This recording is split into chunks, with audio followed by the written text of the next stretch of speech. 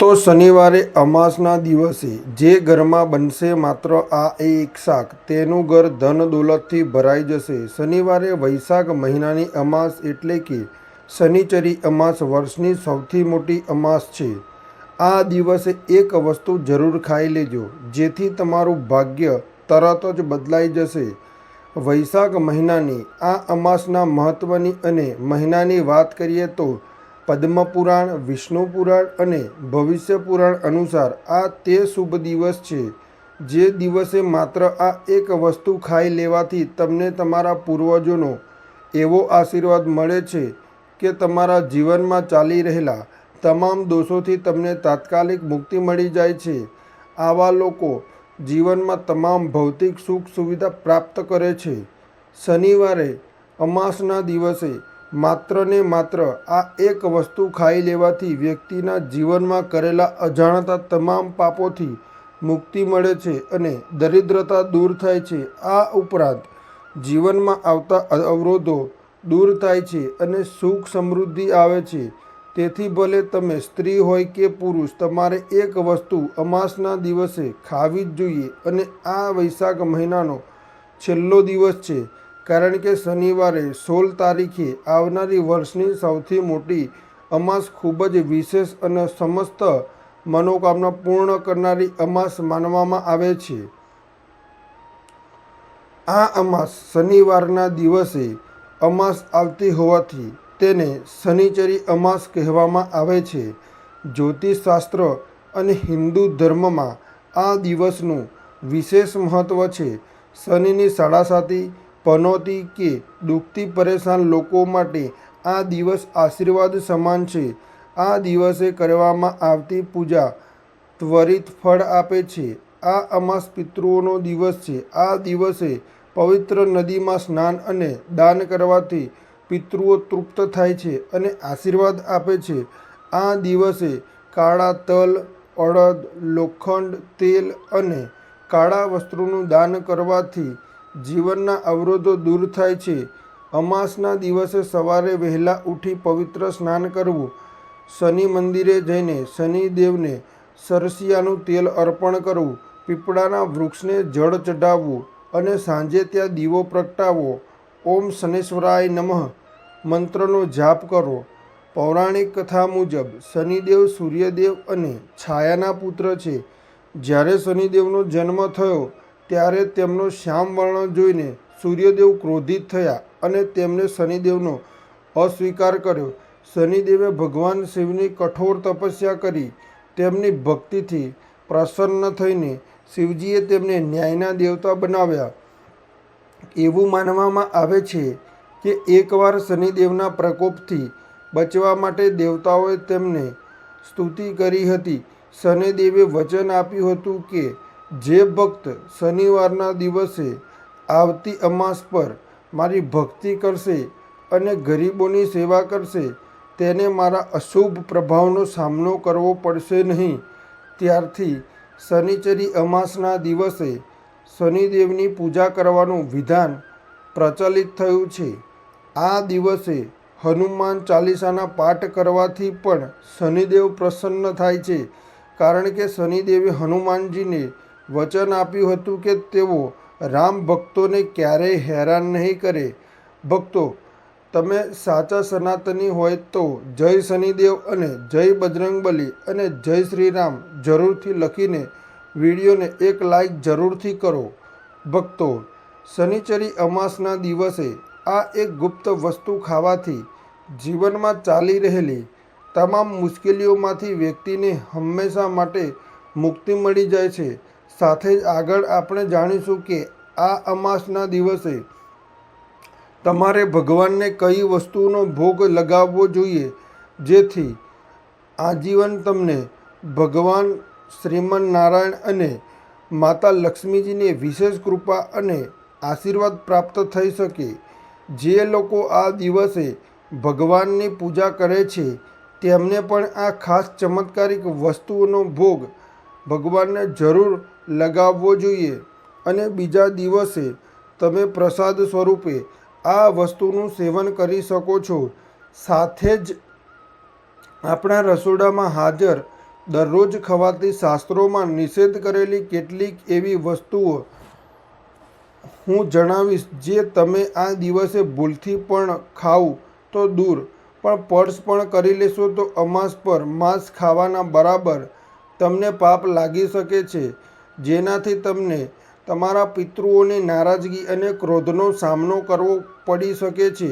તેથી તમારા અને તમારા સમગ્ર પરિવારને ઉજ્જવળ ભવિષ્ય માટે આ વિડીયોને છેલ્લે સુધી અવશ્ય જોજો. સાથે જ કેટલાક એવા કાર્યો વિશે પણ હું તમને જણાવીશ જેને જો તમે ભૂલથી પણ વૈશાખ મહિનાની આ અમાસના દિવસે કરી લો છો તો માતા લક્ષ્મી ભયંકર ક્રોધનો સામનો કરવો પડી શકે છે. સૌપ્રથમ તો આપણે શનિચરી અમાસની મહત્ત્વની વાત કરીએ તો આ દિવસ ખૂબ જ ખાસ માનવામાં આવે છે, કારણ કે વૈશાખ મહિનાનો છેલ્લો દિવસ છે. જો કોઈ આ પવિત્ર દિવસે માત્ર આ એક વસ્તુ ખાઈ લે છે તો તેની તમામ ઈચ્છાઓ પૂર્ણ થઈ જાય છે.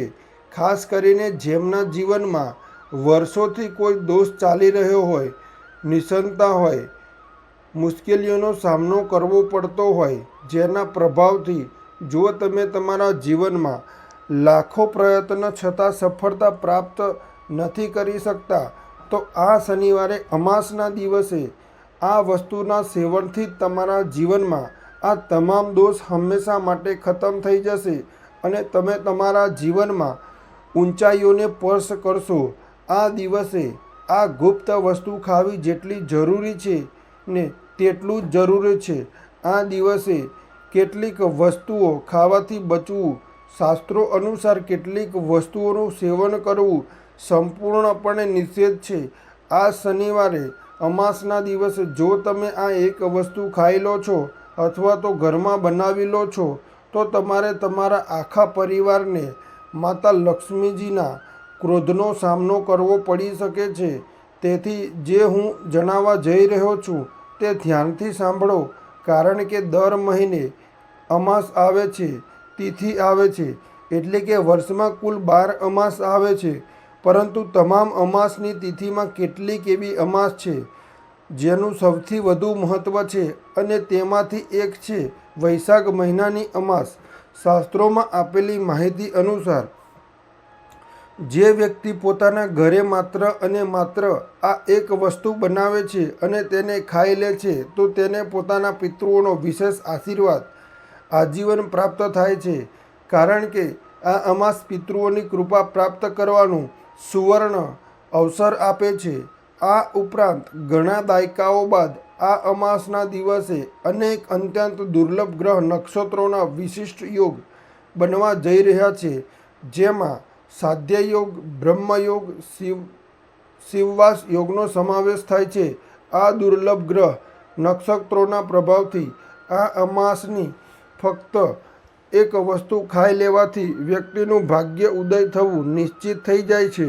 સાથે જ અમે તમને પદ્મસ્કંદ અને વિષ્ણુ ધર્માંતરણ પુરાણ અનુસાર શનિચરી અમાસના પર તમારે ઘરમાં કેવું ભોજન ક્યારે ન બનાવવું જોઈએ તે પણ જણાવીશું. માન્યતા અનુસાર જે વ્યક્તિ આ એક વસ્તુ ભૂલથી પણ અમાસના દિવસે ખાઈ લે છે તેના દ્વારા કરેલા તમામ પુણ્ય કર્મો નષ્ટ થઈ જાય છે, જેના કારણે તેના જીવનમાં સંકટો અને પરેશાનીઓનો સામનો કરવો પડે છે. સાથે જ જાણો શનિવારે અમાસના દિવસે તમારે શું ખાવું જોઈએ અને ભગવાનને કઈ એવી વસ્તુઓનો ભોગ લગાવવો જોઈએ જેથી તમે સ્વસ્થ અને નિરોગી જીવન જીવો અને તમારા તથા તમારા સમગ્ર પરિવાર પર ભગવાન ભોળાનાથની કૃપા બની રહે. એટલા માટે વિડીયોમાં આગળ વધતા પહેલાં તમને વિનંતી છે કે વિડીયોના કોમેન્ટ બોક્સમાં ઓમ પિતૃદેવાય નમઃ અને તમારા કુળદેવીનું નામ જરૂરથી લખજો, જેથી તેમની કૃપા હંમેશા માટે તમારા પર અને તમારા સમગ્ર પરિવાર પર બની રહે. સાથે જ આ વિડીયોને લાઈક કરજો, ચેનલને પણ જરૂરથી સબસ્ક્રાઈબ કરજો. તો ચાલો હવે જાણીએ કે શનિવારે અમાસના દિવસે એવી કઈ વસ્તુ છે જે તમારે જરૂર ખાવી જ જોઈએ, જેથી તમારા જીવનમાં ચાલી રહેલી તમામ સમસ્યાઓ દૂર થાય અને તમે ધન, સુખ, સંપત્તિ અને ઐશ્વર્યથી પરિપૂર્ણ થઈ જાઓ. સંતાનની પ્રાપ્તિ થાય, સંતાનનું કલ્યાણ થાય અને સંતાનના જીવનમાં ક્યારેય કોઈ સમસ્યા ન આવે. તેથી દરેક માતા પિતાએ આ એક ખાસ વસ્તુનું સેવન આ શનિવારે અમાસના દિવસે જરૂર કરવું જ જોઈએ. આ અમાસની તિથિ પર જ્યારે તમે ભગવાન અને માતાજીની પૂજા કરો તો ભોગ પ્રસાદમાં તેમને ઋતુફળનો ભોગ જરૂર અર્પણ કરો. ઋતુફળ એટલે કે હાલની ઋતુ અનુસાર બજારમાં જે ફળો ઉપલબ્ધ હોય છે તેનો તમે ભગવાનને ભોગ જરૂર લગાવો. આ સમયે મોસમી ફળો અર્પણ કરવાથી તેમની કૃપા પ્રાપ્ત થાય છે. તો તમે બિલ્વફળ, કેળા, પપૈયું, દાડમ વગેરે જેવા ફળોમાંથી કોઈપણ 3 ફળો ભગવાનને અર્પણ કરી શકો છો. જો કોઈ કારણસર તમે ઋતુ ફળોમાંથી કોઈપણ ફળો ભગવાનને અર્પણ નથી કરી શકતા તો ચિંતા કરવાની કોઈ વાત નથી. તમે પ્રેમ અને શ્રદ્ધાથી સાકર કે કિસમિસનો ભોગ પણ ભગવાનને અર્પણ કરી શકો છો. કારણ કે ભગવાન ફક્ત તમારા સાચા ભાવ, ભક્તિ અને પ્રેમને સ્વીકારે છે. ભોગમાં સામર્થ્ય કરતાં શ્રદ્ધાનું મૂલ્ય વધારે હોય છે.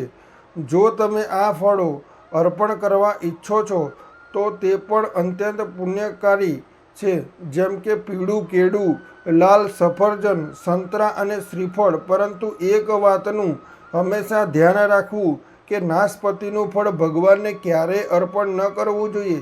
શાસ્ત્રો અનુસાર નાશપતીનું ફળ દેવતાઓની પૂજામાં નિષેધ માનવામાં આવે છે. તેથી તેને ભોગમાં ન રાખો. સાથે જ તમારા ઘરમાં લડ્ડુ ગોપાલ હોય અને તમે રોજ ઘરે બનાવેલા ભોજનનો તેમને ભોગ લગાવતા હોય તો ખાસ ધ્યાન રાખો કે માત્ર અમાસની તિથિની ફરજ નહીં પરંતુ કોઈ પણ દિવસે લડ્ડુ ગોપાલને ગાજર, લાલ મસૂરની દાળ અને ડુંગળી લસણથી બનેલી શાકભાજીનો ભોગ ન લગાવવો જોઈએ. આ શાકભાજીઓને તામસિક ભોજન ગણવામાં આવે છે, તેથી તેને ભોગમાં સામેલ ન કરવું. આ ઉપરાંત મૂળા અને જામુનને પણ કેટલીક જગ્યાએ લડ્ડુ ગોપાલને ભોગમાં નથી ચડાવવામાં આવતા. આનાથી ધનનો નાશ થવાની સંભાવના ઘણી વધી જાય છે. પરંતુ જામુનનો ભોગ તમે ભગવાન શ્રી ગણેશજીને જરૂરથી લગાવવો જ જોઈએ. કારણ કે જામુન તેને શાસ્ત્રોમાં જંબુ ફળ કહેવામાં આવ્યું છે.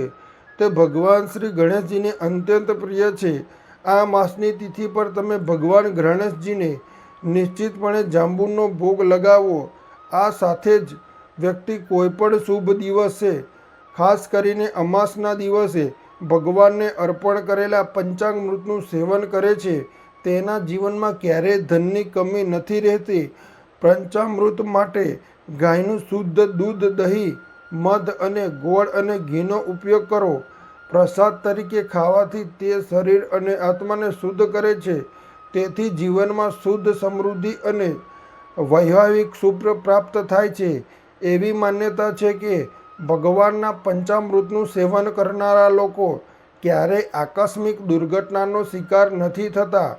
કારણ કે ભગવાનના પંચામૃતમાં અત્યંત શક્તિ વિદ્યમાન હોય છે, જેના માત્ર સેવનથી જ વ્યક્તિના કોટી જન્મોના પાપ કર્મો તત્કાળ નાશ પામે છે. સાથે જ અમાસના દિવસે રવાનો શેરો ભગવાનને અર્પણ કરો અને તેને પ્રસાદના સ્વરૂપે ખાવાથી તમને આનંદ મળે છે.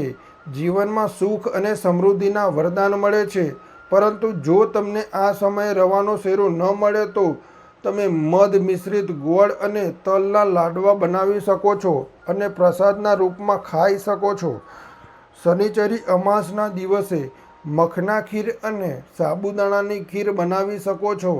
આ સાત્વિક વાનગી ભગવાનની તપસ્યાનું પ્રતીક છે અને તેને ખાવાથી શરીરને ઉર્જા મળે છે, મનને શાંતિ અને જીવનમાં સમૃદ્ધિ તથા આરોગ્યના આશીર્વાદ મળે છે.